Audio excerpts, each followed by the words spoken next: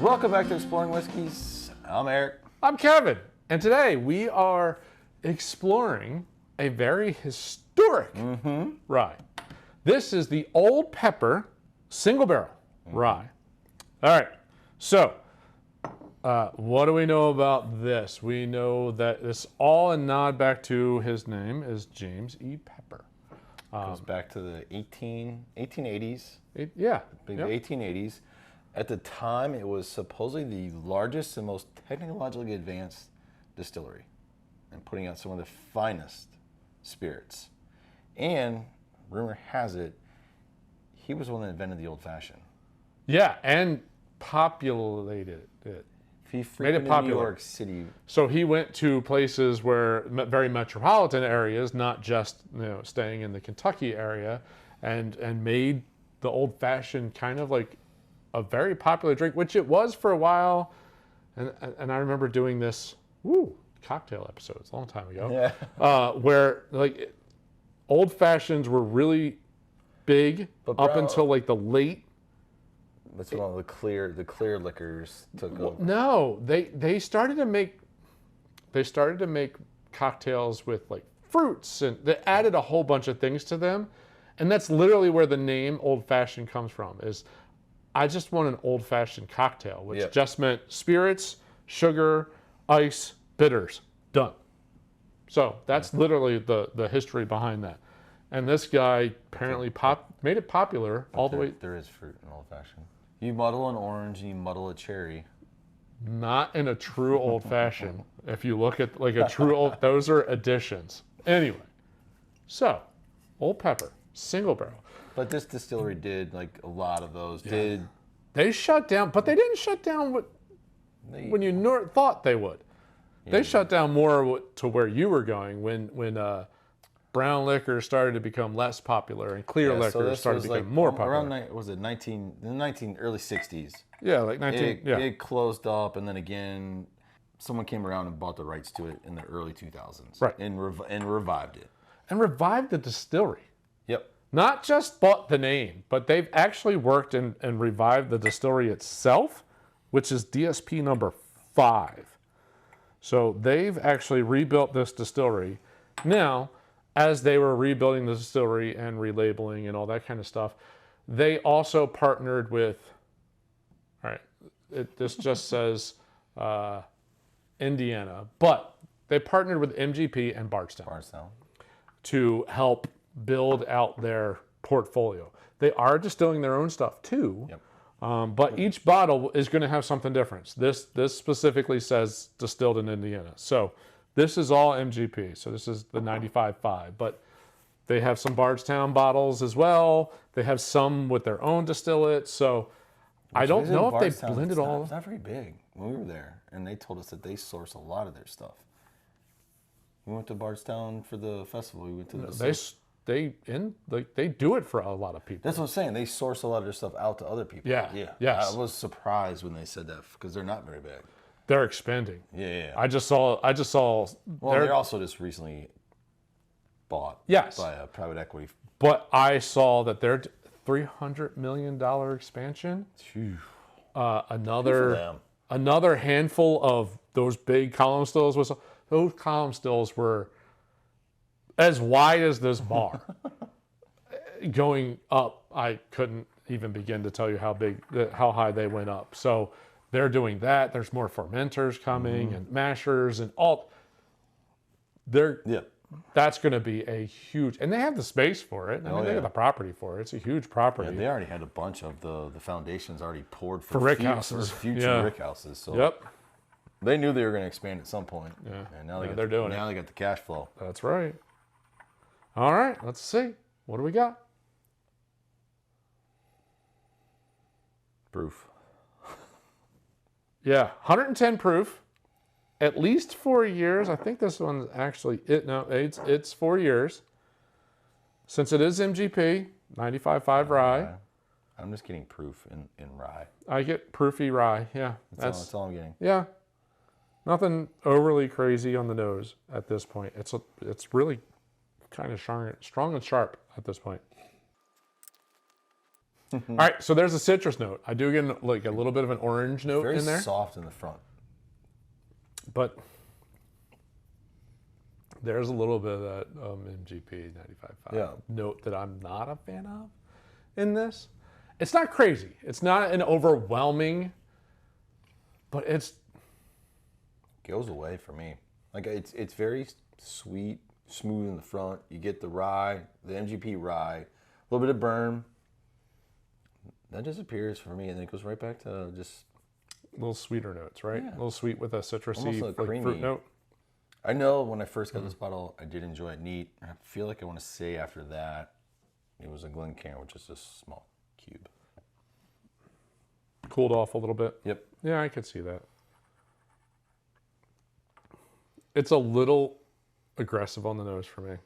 And they do, so they also have some, so not only do they do single barrels, they also have small batches.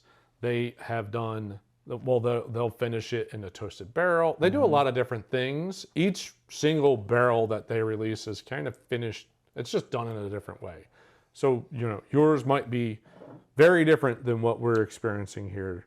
This is cask 1061. I know we're not huge fans of the MGP 95.5. I'm enjoying this pour. So, there are ones that I've had that I don't enjoy as much. This is more middle of the road for me. It's not bad. Yeah. It's not think great. This gets better as you drink it. Okay. I'm just sitting there. If I compare this up to the Old Ingram rye, I kind of like that one a little bit better. It had more of a sweeter barrel note to it, which could be the river age stuff. What's the other one? Wheeler's Raid. I was just thinking that. This is really similar. Their baseline Wheeler's Raid is very similar note profile. That's the first one that came to mind. For me. But their toasted barrel rye that Wheeler's Raid does, so good. That's really good. So I know I've had MGP rye that I've really not been a fan of. This is more, it's just kind of middle of the road. It's not spectacular. It's not bad. For me. I think it's better as you drink it. Okay. But interested to see. It's been a while. This bottle's sat around for a little bit. I'm interested to see what the water does to it. I think it's going to get spicier. There's a sweet note in the middle of that. When you first take a sip, there's a really like heavy sweet note, but then it gets to that weird little peppery, spicy. Yeah. And yeah, that's the part I'm not a fan of that. Yeah. It's weird.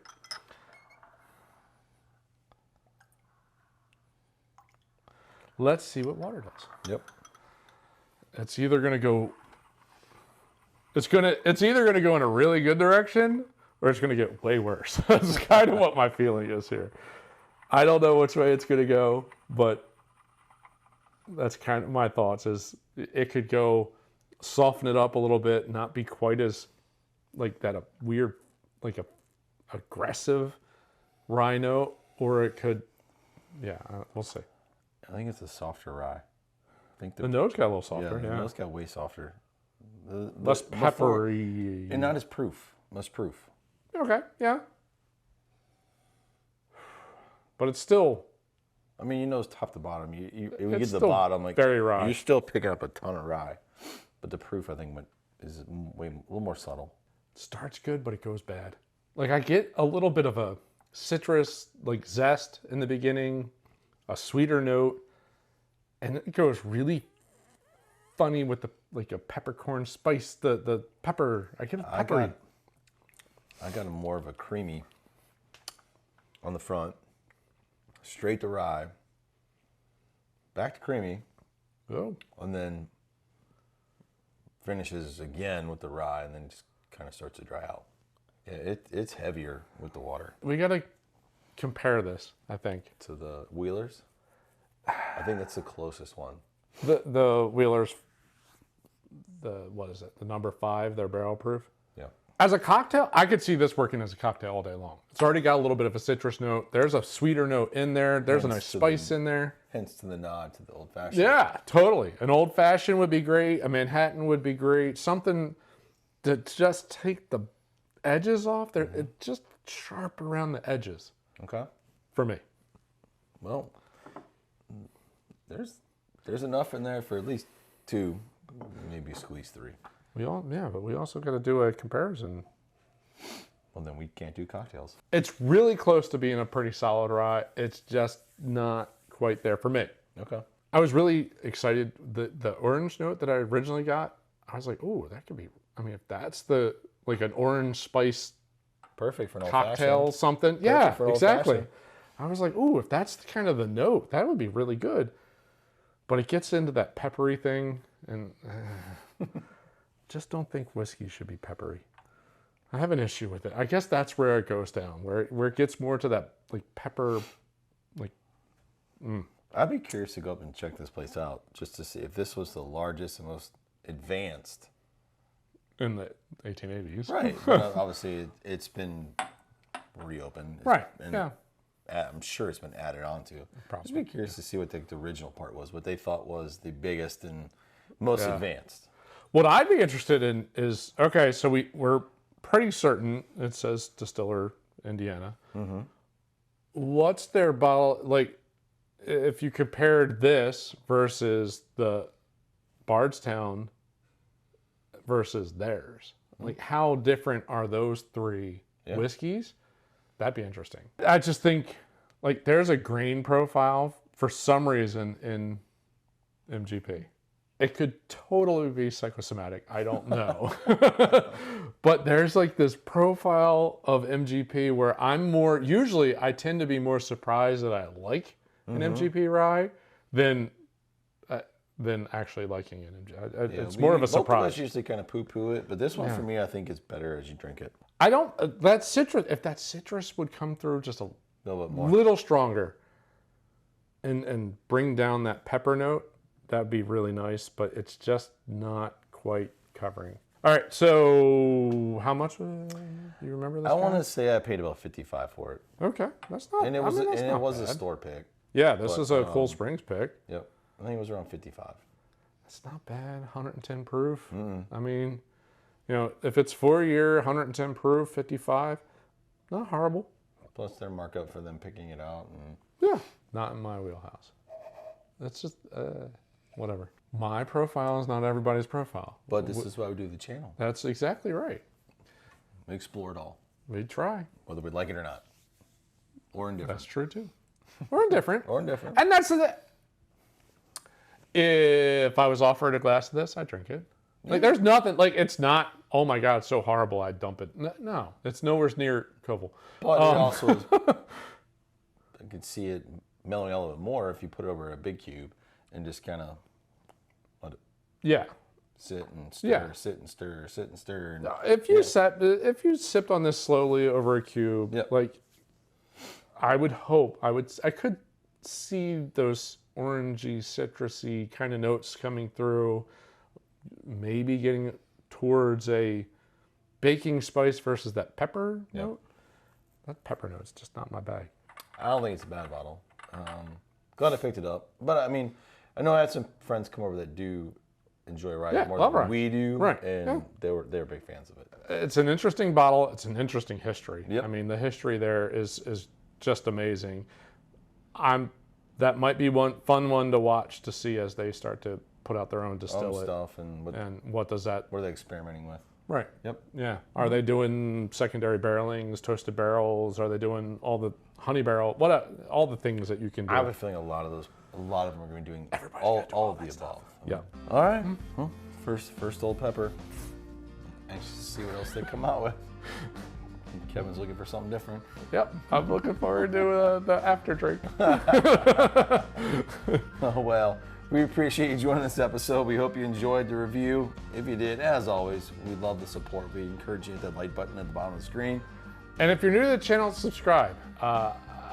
We are so close to 300. Would be great if we could crack that one. We'll do another contest for Glen Karen, and keep growing. Yep. So absolutely. Well, we appreciate you joining this episode. See you on the next one. Thanks for watching. Bye. Cheers. Bye. Cheers. Cheers. What? Can we stop? Pause. See you. Can go back. Do it. Whatever. Do it again. Thanks for watching. See you on the next episode. Cheers.